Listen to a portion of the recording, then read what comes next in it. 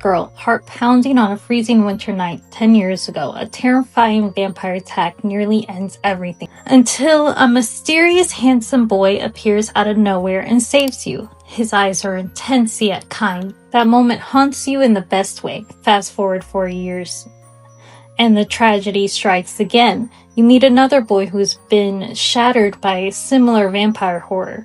You grow up together, sharing the pain, the nightmares, the quiet understanding that only survivors truly get. Now you're caught between these two. The enigmatic savior who feels like fate itself, and the loyal friend who stood by your side through hell. If you had to choose, who would you pick? And why would you pick them? These questions and many more are at the heart of Vampire Knight, the captivating manga written and drawn by the incredibly talented Matsuri Hino. Right from the opening sequence, it pulls you in. Swirling red roses symbolizing passion and danger, a chessboard hinting at calculated fates and power plays, grand gates separating worlds, blood vials that shimmer, and those glowing red vampire eyes burning with bloodlust. It's pure Gothic romance that sets the tone perfectly. The story is set at Cross Academy, a beautiful private school divided into two worlds, the day class, ordinary humans, and the secretive night class, elegant, aristocratic vampires.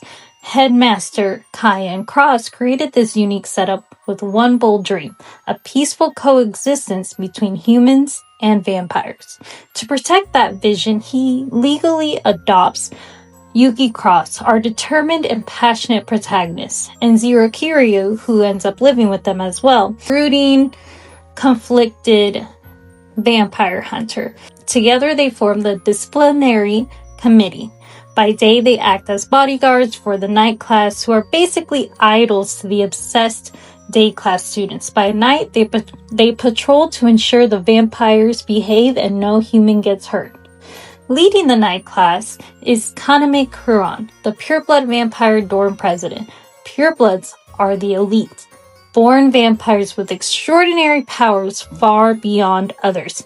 Kaname genuinely supports Headmaster Cross' pacifist ideals and works to turn that dream into reality. His loyal circle includes Takuma Ichijo, vice president connected to the powerful Senate head. Ichio is his nickname. Hanabusa Idol, the flirty class idol and aristocratic vampire.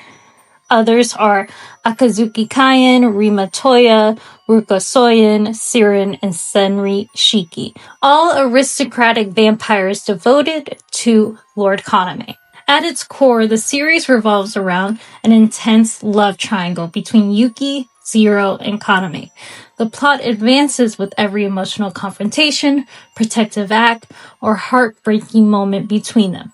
They face threats from the Vampire Senate, determined to control the powerful Kuron purebloods, and the Hunter Association tied to Zero's legendary vampire hunter family.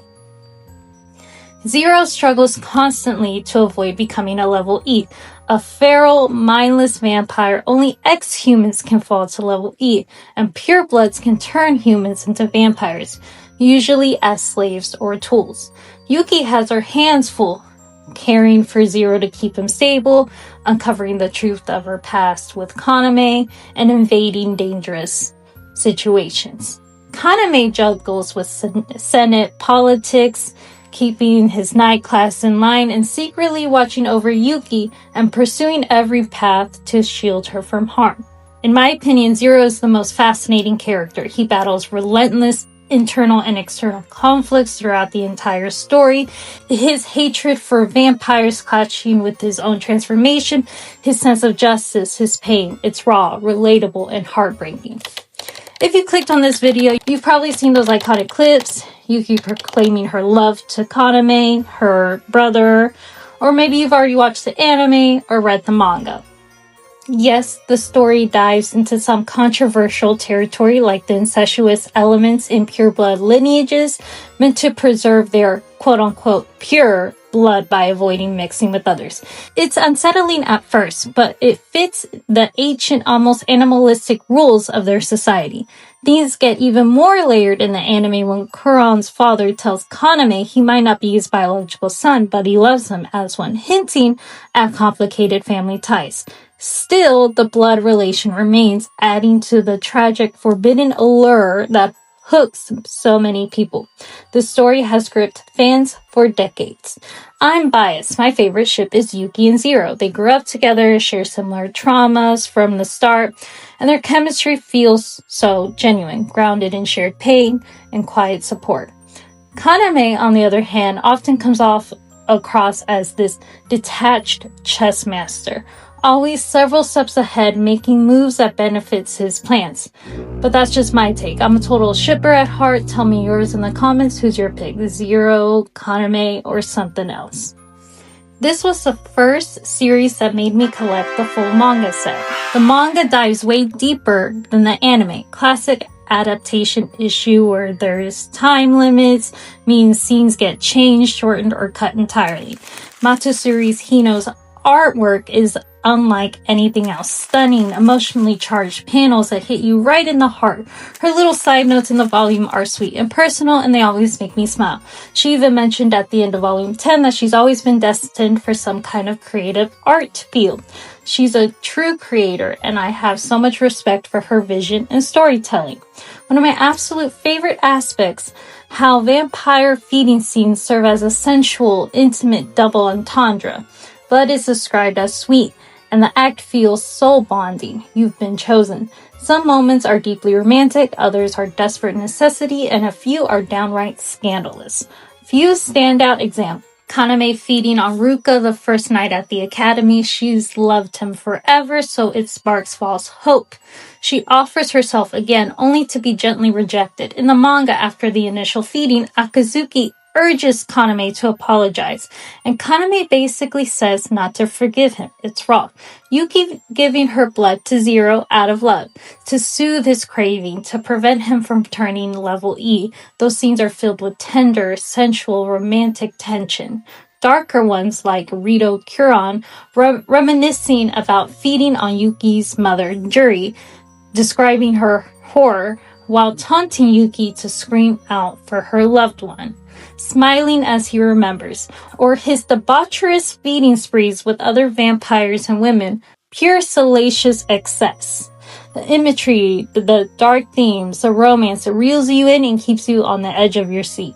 I'm currently on volume 13. After the big reveal, the story gets progressively more serious. The stakes skyrocket. Reading further, Yuki carries so much as a heroine. I feel for her deeply.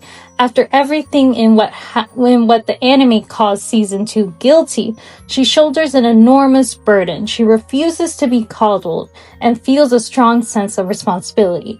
The two men in her life, Kaname and Zero, have their own parallel struggles, each taking their role in vampire and hunter society seriously while battling personal demons. Yuki becoming their cornerstone and motivation. I didn't think much of Kaname early on, just saw him as this aloof Kuron lord and chess master, but digging deeper into the manga, you see how much he's truly suffering. It makes me sympathize with him more. Still, Zero remains my favorite. His conviction, his willpower. He endured a year to cope with his fate, and he pushes through anyway. I admire that strength. The romance, the darkness blend so beautifully with the artwork. I'm excited to keep diving into the lore and the love triangle between Yuki, Zero, and Kaname. If this video got you interested or nostalgic, please hit that like button, subscribe for more deep dives, and share with a friend who loves this Gothic vibe. I'll show you a sweet dream next night. What do you think? Who's your favorite in the triangle? Drop in the comments. Bye.